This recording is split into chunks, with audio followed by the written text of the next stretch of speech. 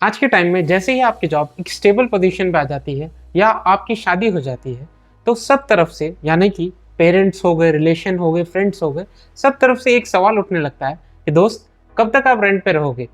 क्यों नहीं अपना घर खरीद रहे हो? भाई अब समय हो गया है, पहली प्रॉपर्टी आप परचेज कर लो। तो जब प्रॉपर्टी देखना चालू करते हैं तो सबसे पहले वहीं से शुरुआत करते हैं जहां आप इतने सालों से रेंट पे रह रहे हैं। और ऑब्वियसली जहां रह रहे हैं वो एक पोर्श एरिया होगा।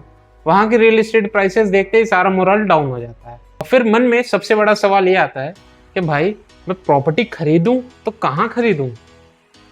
और फिर बहुत हिम्मत बना के हम प्रॉपर्टी देखना फिर चालू करते हैं।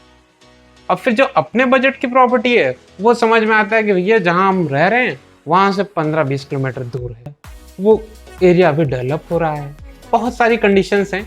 अब मन में ये आता है कि भाई रेंट पे ही रह लूं या खरीद लूं। और इसी सवाल के जवाब के लिए मैंने ये वीडियो बनाया है। नमस्कार दोस्तों, मैं अरुण दुबे स्वागत करता हूं आपका अपने YouTube channel land to floor पे।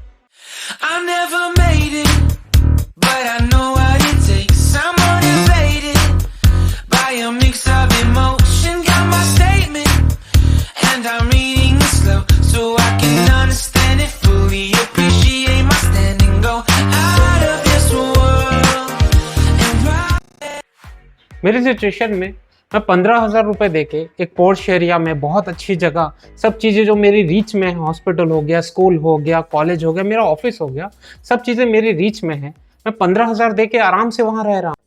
क्या ये वाइबल है कि मैं एक प्रॉपर्टी परचेज करूँ और मैं अपनी इस पोर्श लोकेशन को छोड़ के कहीं दूर रहूँ और फिर कहूँ कि भैया मेरा खुद का घर है?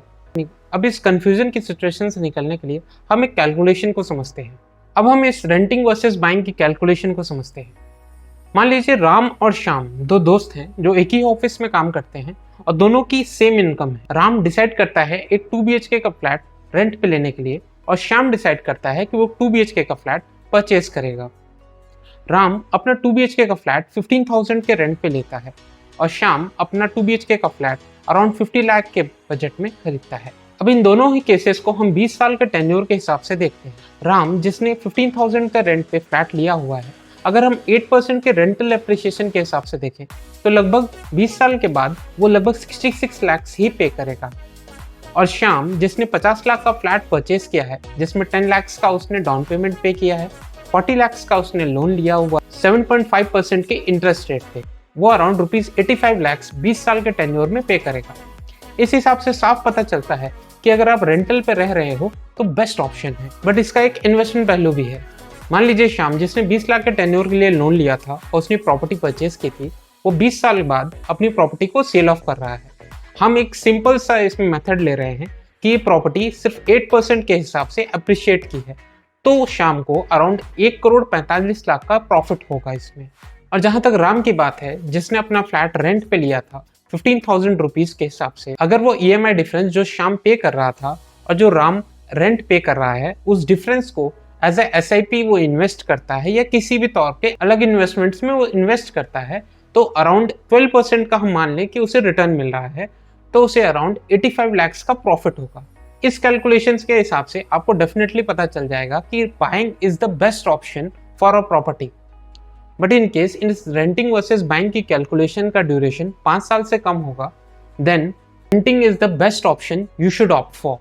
वैसे भी ये सुनने में बड़ा अच्छा लगता है कि मैं EMI क्यों पे करूं, मैं उतने अमाउंट को एज अ शेयर में इन्वेस्ट कर सकता हूं या एज ए SIP में इन्वेस्ट कर सकता हूं और मैं प्रॉपर्टी प्राइसेस से ज़्यादा अप्रिशिएशन पा सकता हूं वहां से।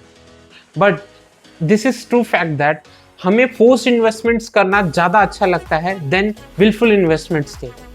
इसका एक सबसे बड़ा रीज़न होता है कि जितने भी शेयर्स होते हैं, SIPs होते हैं, ये बहुत आसानी से विड्रॉ किए जाते हैं। और जहाँ तक प्रॉपर्टी का सवाल है, ये एक वन टाइम इन्वेस्टमेंट टाइप होता है और वैसे भी इसकी लिक्विडिटी बहुत लो होती है। ये वीडियो मेजरली उनके लिए है जो अपनी पहली प्रॉपर्टी परचेज कर रहे हैं और इनकी ज़्यादातर जो एज रेंज है वो अराउंड 28 टू लेके 40-42 ईयर्स के बीच की है। अब जब ये लोग रिटायर होंगे अपने 55 टू 60 ईयर्स के रेंज में, तो इनके पास एक अपनी एसेट क्रिएट हो जाएगी और उस टाइम की जो भी रिस्पॉन्सिबिलिटी, चाइल्ड एजुकेशन हो गया, कैरियर हो गया, उस टाइम उस चीज के लिए वो रेडी होंगे। और दूसरी चीज, we are not in the age when we will get a huge fund और pension when we retire. That's why we should plan our investments as soon as possible. एक रेंटल हाउस चाहे जितना अच्छा हो, चाहे जितनी अच्छी पोस्ट लोकेशन हो, आप अपने सारे शौक वहाँ पूरे नहीं कर सकते, क्योंकि आपके मन में हरदम एक डर रहता है कि कभी भी आपको इस घर को छोड़ के जाना पड़ सकता है।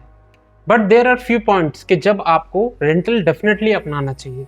सबसे पहली चीज़, अगर आपकी जॉब ट्रांसफरेबल है, आप एक जगह 2-3-4 साल से ज़्यादा नहीं टिकते हैं, तो डेफिनेटली आपको वहाँ पे प्रॉपर्टी परचेज नहीं करना चाहिए, क्योंकि प्रॉपर्टी की लिक्विडिटी बहुत कम होती है।